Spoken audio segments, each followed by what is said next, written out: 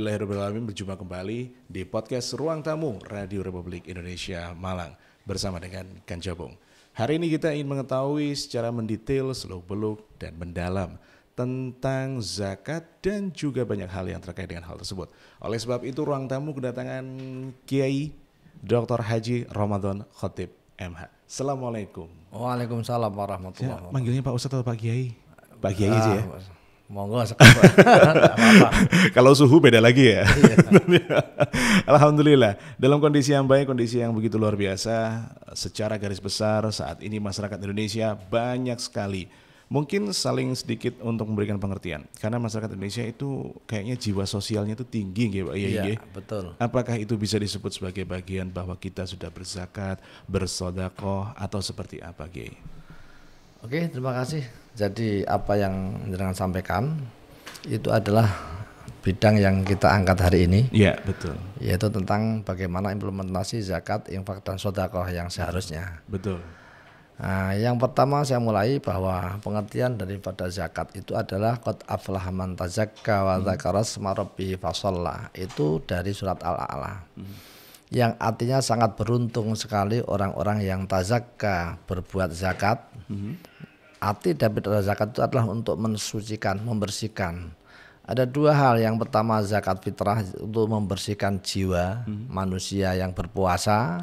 Sedangkan yang kedua adalah zakatul mal untuk membersihkan harta benda kita dari riba, dari penipuan, dari hal-hal yang berbau kurang halal, itu dibersihkan dengan cara membayar zakat. Itu yang pada prinsipnya. Nah, kemudian zakat itu adalah tu'khadhu min aghniyaihim wa turaddu ila fuqaraihim. Prinsip zakat adalah diambil dari orang kaya, diberikan pada orang-orang miskin. Sehingga kesimpulannya bahwa zakat sebetulnya adalah bagian dari upaya mengentaskan kemiskinan di daerah kita. Oke. Nah, ini untuk batasan kaya, mampu, cukup, ini sampai di mana? Nah, kaya itu gini, kalau di dalam Islam ada standarisasi orang kaya.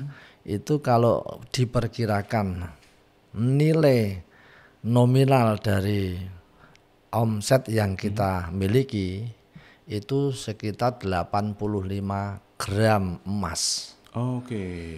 Jadi standarnya emas sejak zaman Rasulullah sampai dengan zaman saya. Iya. Sehingga emas itu kan standar, tidak akan berubah. Kalau beras mungkin. Iya, apalagi dolar ya. Iya. Tapi kalau emas luar biasa. Kenapa Rasulullah memakai emas? Ya itu karena memang sudah dipastikan bahwa emas itulah yang akan bertengger terus, tidak akan berubah kemana-mana. Oke, berarti ada batasan yang jelas hal itu ya? Betul, ya. Oke, berarti bukan terkait dengan punya mobil satu, punya mobil dua gitu? Bukan, iya. Ini kan kita sering ya di masyarakat mungkin kita melihat bagaimana tampilan luarnya seperti apa. Betul, makanya kan ada gini. Jadi ada yang disebut dengan orang kaya dermawan, betul. Orang kaya tapi kikir. Karena apa? Karena harta benda itu kalau sudah dibelanjakan, jadi rumah, jadi mobil, jadi apa, itu tidak wajib untuk bayar zakat gitu loh. Dia merupakan kebutuhan yang dipakai. Itu nah.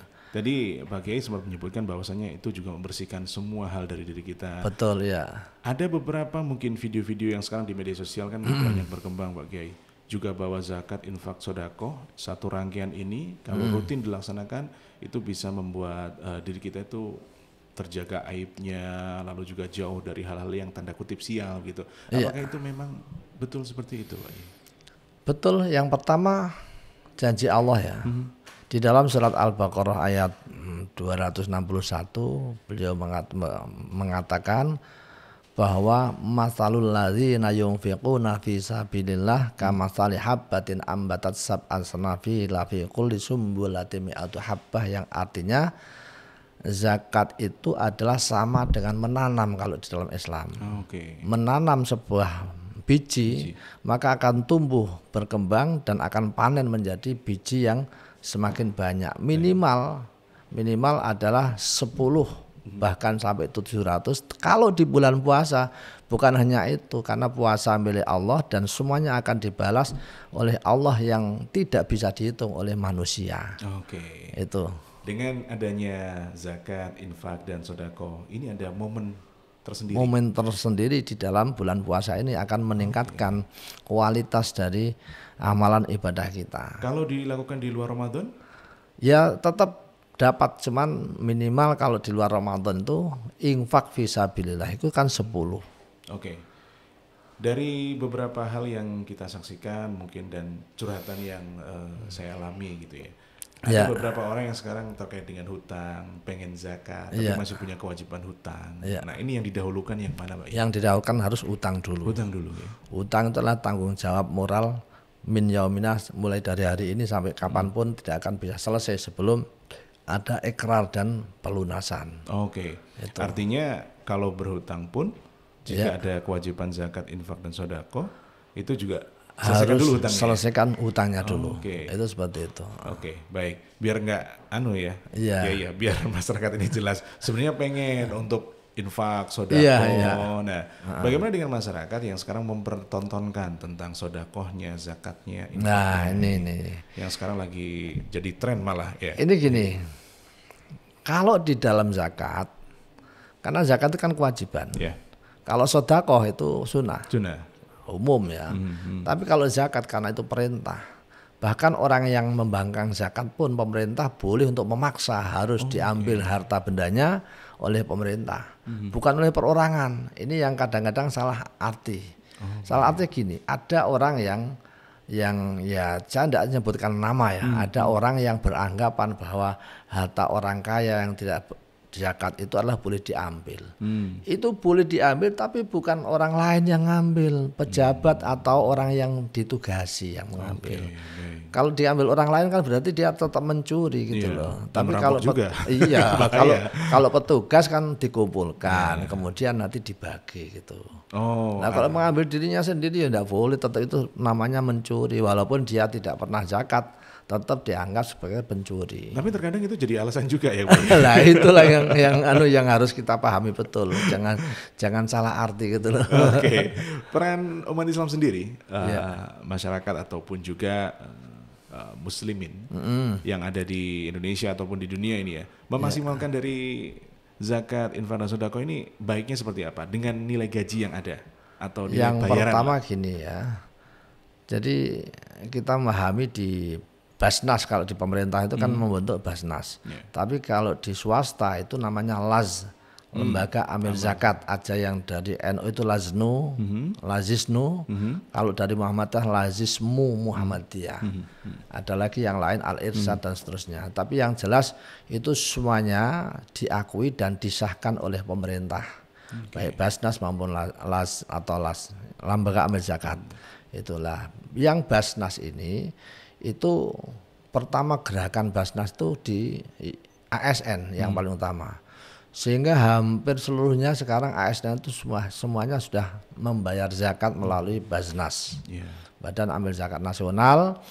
Kalau saya tahu bahwa dia tetap ditarik 2,5% dari gaji yang ada, bukan gaji pokok. Jadi karena pendapatan yang disebut keseluruhan, ada tunjangan, ada apa itu kesehatan dan sebagainya, semuanya yang diterima, home pay-nya berapa itu yang dihitung. Nah, ketika gaji kan bulanan ya, gaji bulanan itu dikumpul sampai 1 tahun. Kalau 1 tahun itu nanti dibelikan emas bisa mencapai 85 gram, berarti dia setiap bulan wajib membayar zakat 2,5%. 1 tahun sebetulnya, tapi boleh dicicil setiap bulannya. Nah yang dipraktekkan di Basnas itu setiap bulan dicicil. Kan sama, 1 tahun tetap 2,5 itu. Jadi perhitungannya seperti itu ya? Itu. Nah, sama pendapatan. Bukan hanya ASN, dokter umpama. Dokter itu Mal Mustafat itu pekerjaan rutin yang menghasilkan uang, itu kalau dikumpulkan 1 tahun itu bisa mencapai emas minimal 85 gram, maka dia harus membayar zakat. Nah kalau lebih ya tetap zakatnya 2,5%. Itu. Bahkan pengusaha di tetangga saya itu ada yang zakatnya itu karena dia dikumpulkan tidak dibayar setiap bulan. Jadi dikumpulkan setiap mau lebaran seperti ini, itu zakat sampai 150 juta. Wow. Itu rata-rata. Hampir sering pokoknya seperti itu. Itu kan artinya apa? Memang dia menghitung betul. Saya berdagang ini adalah mempunyai pertama dulu pernah tanya sama saya omsetnya berapa omsetnya. Atau zakatnya berasa. Ketika omsetnya sekian, berarti saya bagi 2,5%-nya adalah sekian. Langsung dihitung di situ ya? Iya. Karena saya kan termasuk di lingkungan situ kan sering ditanya sama orang-orang. Habis itu pertama bayar 15 juta berat. Kayak terpaksa gitu loh. Akhirnya gini. Sudah Pak Haji ya, Pak Haji. Kalau jenengan hari ini dibayar, saya yang jamin. Kalau tidak percaya, karena ini saya bawa ayat ini. Pasti tahun depan jenengan bukan hanya 15 juta. Wis bismillah. Ngoten to Pak ya? Iya bismillah. Bismillahirrahmanirrahim, keluarkan zakat. Panggil orang-orang miskin, berikan. Habis itu sudah usaha lancar. Tahun berikutnya bukan hanya 15, dia sudah 25 juta Pak. Itu 25 juta terus meningkat terus sampai sekarang sudah 150 juta rata-rata setiap tahunnya. Alhamdulillah. Berarti impactnya ini tidak hanya secara dunia. Betul, itu jadi secara karena janji Allah bahwa barang siapa yang menginfakkan harta benda, Allah akan menjadikan tambah yang lebih. Itu. Dan itu sangat-sangat lebih sekali. Betul. Yang maha kaya. Ada pepatah gini, tidak ada ceritanya orang banyak sodakoh atau zakat terus bangkrut. Iya. Tapi kalau orang berjudi bangkrut banyak. Betul. Itu ayatnya ada. Jadi Allah akan yamhaqullahu riba wa yurbis shadaqat. Allah akan menghancurkan riba termasuk judi, termasuk menipu. Tapi wa yurbis shadaqat akan menaikkan ketika dia itu prinsipnya adalah sedekah dan membantu orang miskin. Itu. Jadi apakah ini juga termasuk dalam niat yang harus kita tata dulu? Betul, itu seperti itu. Memang kita memberikan sedekah itu perlu untuk niat. Tapi ada tadi yang jenengan sampaikan, ada yang bermewah memperlihatkan. Itu gini, kalau di dalam zakat itu saya menemukan dalam kitab Al-Majmu' itu dipamerkan pun itu tetap dapat pahala. Karena apa? Untuk memberikan contoh yang kaya supaya mau berzakat. Tapi niatnya harus seperti itu. Jangan wah saya bisa zakat biar kelihatan wah, tidak usah. Tapi saya berzakat biarpun saya perlihatkan agar supaya apa?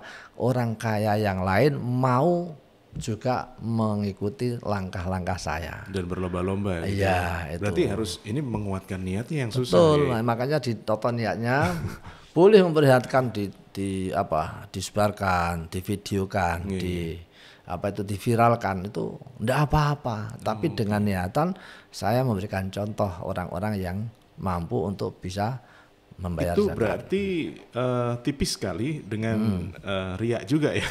Iya. Tipis ya. Iya. Tipis. Tapi itu boleh, hal yang boleh. Karena aku untuk memberikan contoh. Karena apa ya? Kewajiban tersebut. Kewajiban ya. Ini bahkan juga dijadikan konten ya. Nolong siapa, berharap komen baik, like dan banyak hal. Itu juga nggak apa-apa sebenarnya. Yang penting niatnya dulu ya. Niatnya seperti itu. Jangan niat pamer untuk diperlihatkan orang saja. Baik. Nah, itu. Dengan konsep yang disampaikan oleh Pak Kiai tadi tentang zakat, infak, dan sedekah, ini kan harusnya berimpact pada masyarakat. Artinya kesenjangan ekonomi kita kan harusnya kalau ini berjalan itu nggak ada. Masyarakat Indonesia bisa makmur. Betul. Berarti ada sesuatu yang salah menurut Kiai. Ya bukan salah, kesadaran. Belum banyak yang menyadari bahwa ini adalah. Karena apa? Kalau itu kan kita kan matematika, kalau mama punya uang 10 diambil 1 39. Ya, berkurang. Iya, berkurang. Tapi kalau insya Allah kalau Anda punya 10 diambil 1 nanti akan menjadi 11 malah. Iya. Ini yang belum masuk akal. Berarti jangan berhitung dengan Allah gitu ya. Iya.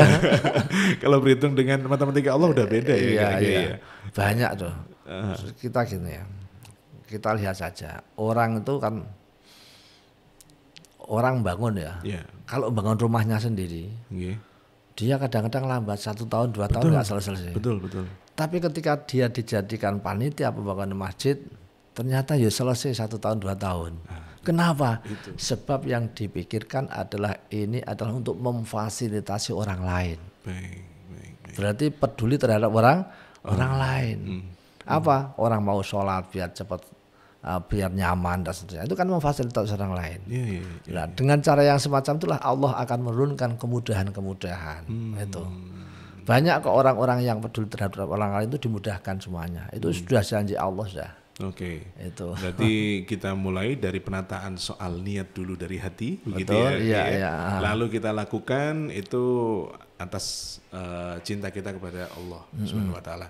Jadi jangan sampai salah ya. Boleh flexing tapi niatnya dulu. Jangan sampai nanti untuk flexing tapi niatnya biar saya dipuji, itu justru malah gak karu-karuan Pak Kiai ya. Tapi ini kan juga harus melihat proporsionalnya.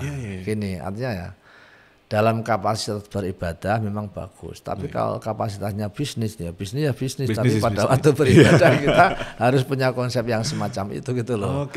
Kalau umpama ibadah dinilai di bisnis ibadah, terus itu nanti jangan-jangan malah justru berbalik arah. Ini kan agak sedikit mungkin kalau sekarang itu seperti pemberian gift di aplikasi yang macam-macam yang live gitu loh.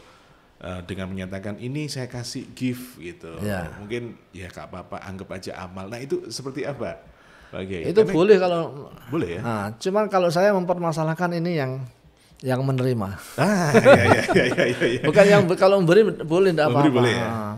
Yang menerima itu kadang-kadang kita sok-sok mengkritik orang korupsi. Iya. Tapi kadang-kadang kita tidak terasa kalau kita menerima sebetulnya itu hak kita atau enggak. Baik. Terutama yang punya lembaga, yang menjadi pimpinan itu. Jadi seorang pimpinan, umpama saya menjadi seorang panitia pembangunan atau pimpinan lah di sebuah masjid atau musola. Terus dia dapat kortingan harga, kortingan harga, TIF apa itu. Kortingan itu untuk siapa sih?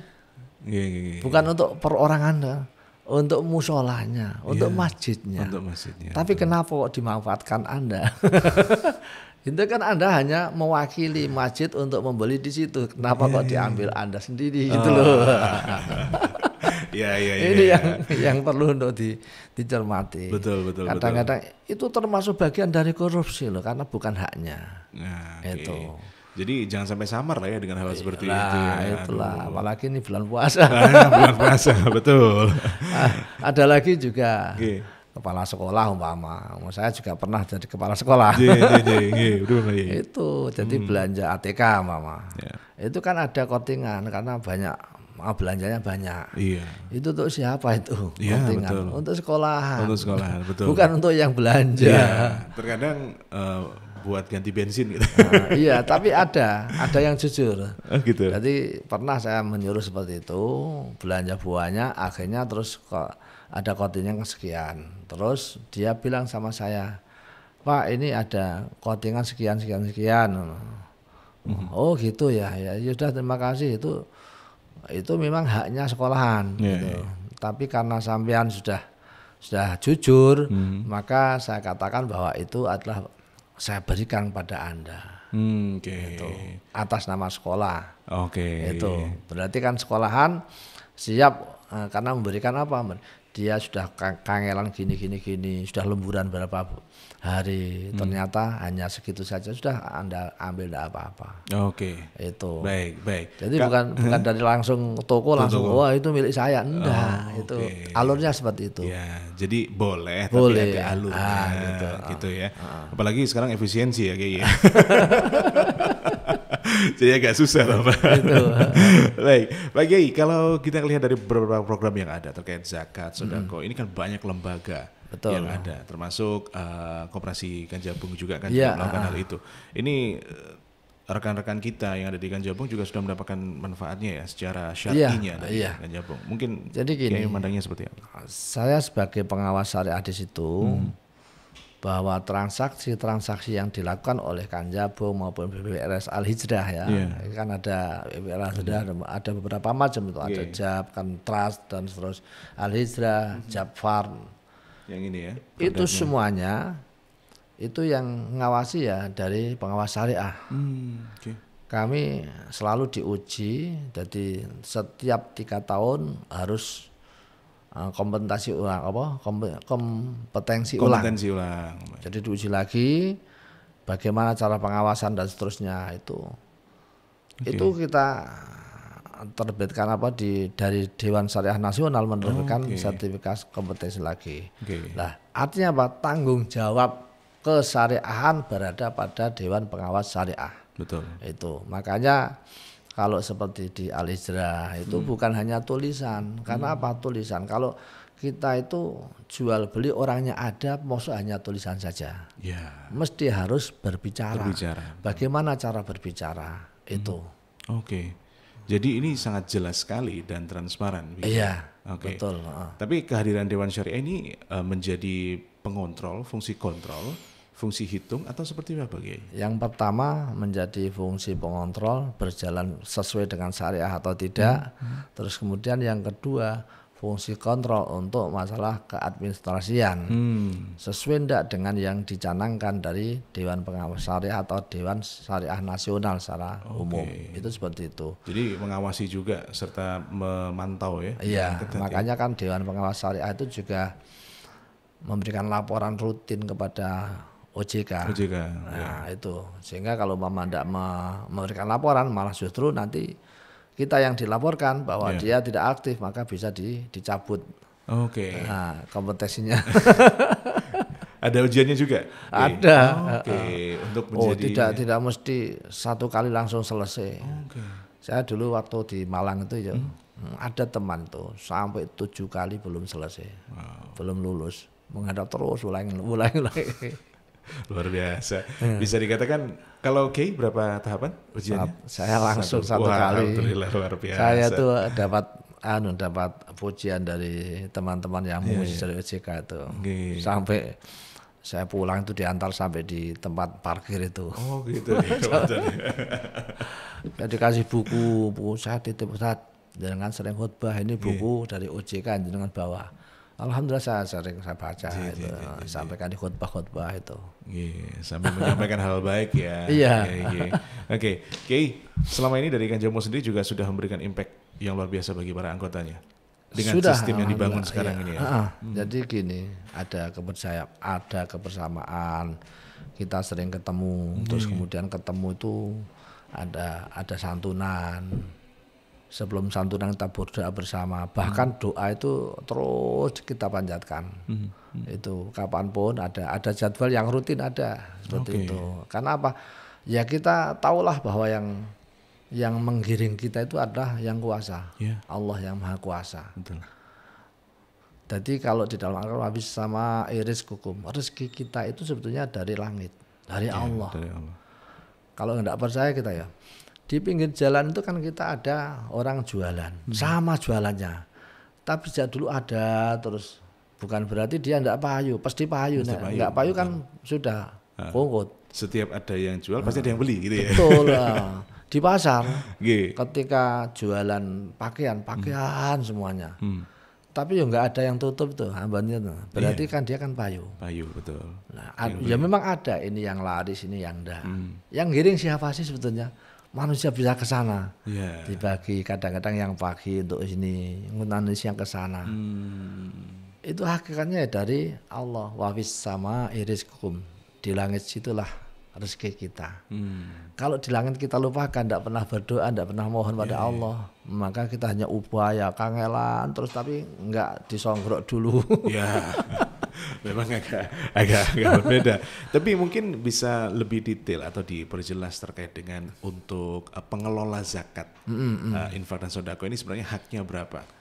Karena sekarang kan saya punya beberapa teman tuh tanya, aku mau kerja di lembaga amal. Pertanyaan saya sebagai orang awam mengatakan, loh emang pengaturannya gimana? Kok bisa dapat gaji?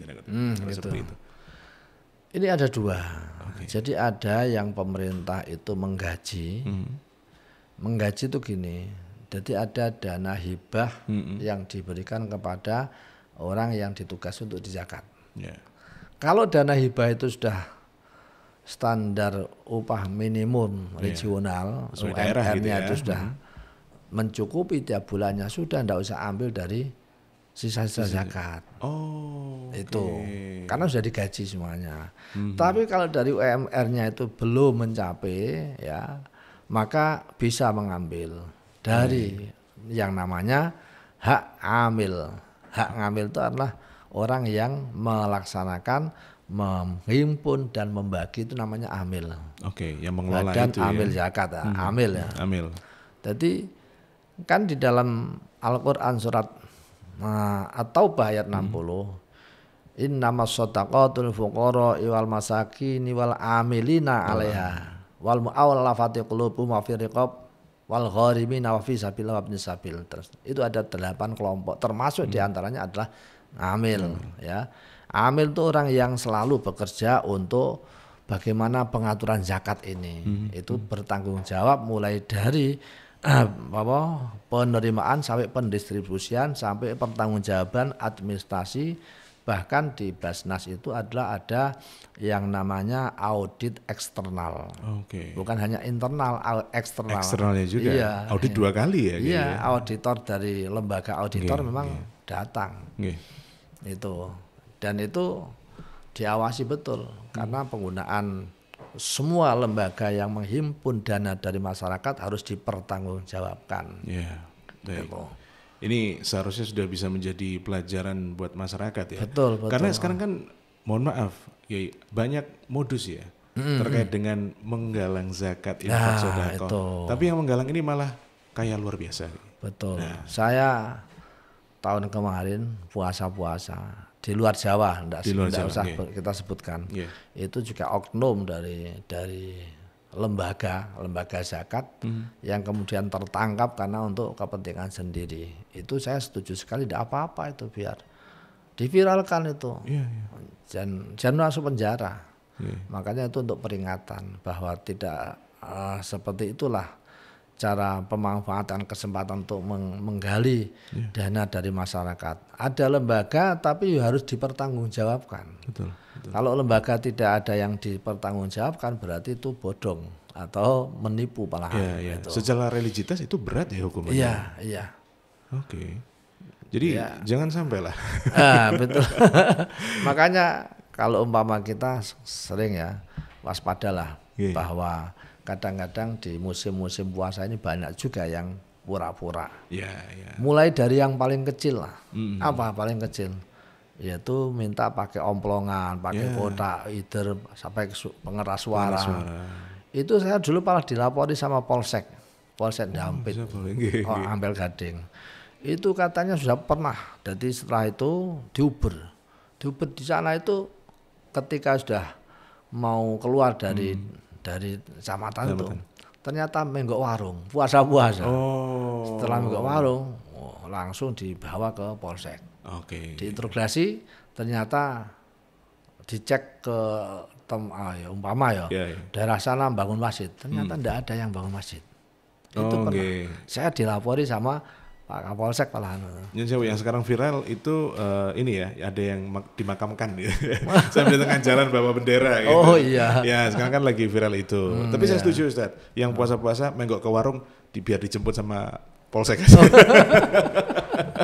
Itu setuju itu kalau puasa-puasa gitu. Iya. Tapi sebenarnya Pak Kiai, kalau kita ngelihat bagaimana konteks yang ada, dan kita ini masyarakat sosialnya itu kan Indonesia sangat luar biasa Pak Kiai. Betul, sebetulnya seperti itu. Sampai di Mekah itu ya. Orang Mekah kenal semuanya sama orang Indonesia. Kenapa? Paling luman. Gitu ya. Paling sodako, paling banyak itu orang sodako ya dari Indonesia. Padahal lebih kaya Arab Saudi ya kayaknya. Ya itu saya kurang tahu. Tapi ternyata yang meminta-minta itu bukan dari Arab Saudi, banyak dari Bangladesh, dari Pakistan. Itu yang sama meminta di sana. Itu katanya orang-orang sana, saya juga nggak kenal. Jadi artinya bukan orang Arab sendiri, orang pendatang yang memang sengaja untuk meminta-minta. Dan dijadikan profesi meminta. Ya, mungkin seperti itu. Makanya di sana itu diuber-uber sama laskar polisi itu. Artinya menyerahkan zakat infak sedekah itu ke lembaga yang resmi. Sehingga gitu. saya kan gini, kan banyak orang-orang. Kalau saya bersama orang-orang haji, kalau Anda mau sedekahlah itu loh sama orang-orang tukang nyapu, itu juga orang kurang mampu. Ternyata setelah kita berikan itu sangat senang juga sama. Diterima. Termasuk marbot di dalamnya. Iya. Marbot juga. Di sana itu kan juga enggak ada, ya ada gaji tapi sangat minim katanya seperti itu. Jauh dari UMR. Iya, enggak ada sampai UMR. Oke. Mungkin ada pesan khusus kepada seluruh masyarakat yang nonton kita, yang mendengarkan kita nanti. Gitu, ini baiknya seperti apa? Jangan sampai jiwa sosial masyarakat Indonesia ini dimanfaatkan terkait zakat, infak dan sedekah. Oke, terima kasih pemirsa yang saya hormati. Dalam mengimplementasikan zakat di bulan Ramadan ini, mari kita bersama-sama, mumpung di bulan Ramadan, kita akan dijadikan amal kita semakin hari semakin banyak, semakin hari semakin ada kenaikan yang luar biasa. Kalau umpama belum masih samar-samar, yakin pertama hari ini kita buktikan, insya Allah tahun depan akan lebih mantap lagi. Itu yang paling utama. Sehingga jangan khawatir, rezeki itu dari Allah. Ketika kita lillahi ta'ala, maka Allah lah yang akan mencatatnya. Bukan dari siapa-siapa kok rezeki itu. Ya tadi kan saya menyampaikan, nyatanya orang berdagang sama saja tapi semua dagangannya sama tapi semuanya dapat rezeki semuanya. Itu artinya apa? Yang antum yang membagi adalah Allah Subhanahu wa taala. Maka kita orang Islam harus percaya, apalagi di bulan puasa, bahwa janji Allah, janji Rasul adalah pasti akan diwujudkan bersama kita semuanya. Demikian mudah-mudahan kita yang menjadi orang yang sudah ada kelebihan. Kelebihan apa? Kalau di Majelis Ulama Indonesia, di Nahdlatul Ulama sekarang zakat mal atau zakat fitrah itu sampai 3 kilo. 3 kilo. Sebab apa? Sebab kalau dulu katanya orang-orang dulu zaman sebelum merdeka itu beras itu mahal. Orang makan didum kadang-kadang. Saya mengalami kok tahun-tahun 67, 68 itu didum. Kecil sekali pedasnya itu. Lah carikan yang murah. Apa? Kaul yang paling ringan yaitu 2,5 kilogram. Sekarang orang makan itu sudah semuanya bisa tanduk dan kenyang semuanya, tidak ada yang lapar. Mosok masih 2,5 kilo. Hendaklah kita genepi 3 kilo. Itu harapan dari Majelis Ulama Indonesia, dari Nahdlatul Ulama, dari Muhammadiyah. Banyak sepakat untuk menaikkan zakat fitrah itu. Untuk membersihkan jiwa dan diri kita. Apa? Kata Rasulullah mengatakan bahwa amalul ibad, amal-amal orang yang berpuasa itu masih menggantung di antara langit dan bumi sampai dia mau bayar zakat fitrah. Ketika sudah bayar zakat fitrah, maka akan dinaikkan di hadapan Allah Subhanahu wa taala dan dicatat sebagai amal ibadah bulan puasa yang sempurna. Itulah yang sosial kita. Jangan sampai ada hari raya ada orang yang kelaparan. Itu makanya diharuskan untuk bayar zakat fitrah. Zakat mal adalah distandarisasi orang-orang yang kaya, minimal penghasilannya atau penghasilan kalau dikumpulkan 1 tahun mencapai 85 gram emas. Sampai tanya sama bakul emas, kenapa tanya emas harganya? Saya mau zakat. Itu kan bagus ibarat itu. Baik. Terima kasih Yai Ramadan Khatib. Ini alhamdulillah kita mendapatkan ilmu yang luar biasa di podcast Ruang Tamu untuk hal yang indah ini. Kenapa saya sebut hal? Karena berapa SKS saya dapat ilmunya. Tapi insya Allah akan memberikan satu pelajaran yang baik, edukasi yang sangat luar biasa untuk kita semua. Yai matur nuwun sangat, terima kasih atas semuanya dan semoga sehat selalu untuk bisa menyampaikan hal baik kepada seluruh umat muslim khususnya. Terima kasih, sampai jumpa kembali. Saya Mario Sidik. Assalamualaikum warahmatullahi wabarakatuh.